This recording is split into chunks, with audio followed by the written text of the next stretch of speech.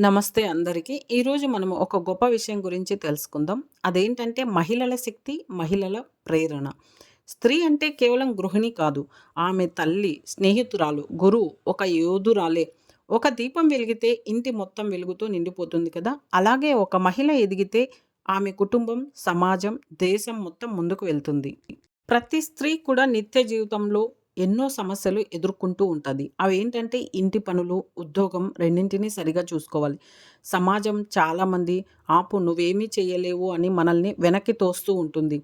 ఆర్థిక సమస్యలు ఎదురవుతూనే ఉంటాయి. కానీ మహిళలారా గమనించండి, ఇవన్నీ మన బలాన్ని పరీక్షించే అడ్డంకులు మాత్రమే. మీరు నిలబడితే ఈ సమస్యలు వెనక్కి తగ్గిపోతాయి. ఒక అమ్మాయి డాక్టర్ అవ్వాలని కలలు కంటూ ఉండేది.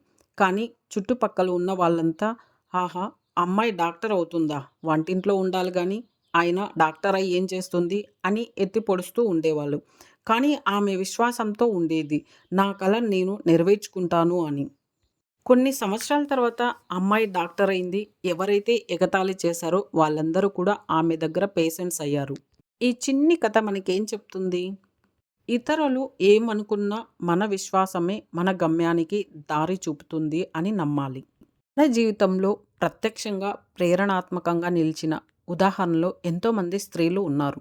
మదర్ తెరీసా దయతో ప్రపంచాన్ని గెలిచింది. పివి సింధు ఒలింపిక్ మెడల్ సాధించింది. కల్పన చావ్లా అంతరిక్షంలోకి వెళ్ళింది. సావిత్రిబాయి పూలే మహిళల విద్యకు మొదటి యోధురాలు. వీళ్ళందరూ సాధించగలిగినప్పుడు మనమెందుకు సాధించలేము? వీరందరూ కూడా జీవితంలో ఎన్నో అడ్డంకులు ఎదుర్కొన్నా కూడా వాటన్నిటినీ అధిగమించి వారు అనుకున్నది సాధించారు. ఈరోజు మనకి రోల్ మోడల్‌గా నిలిచారు.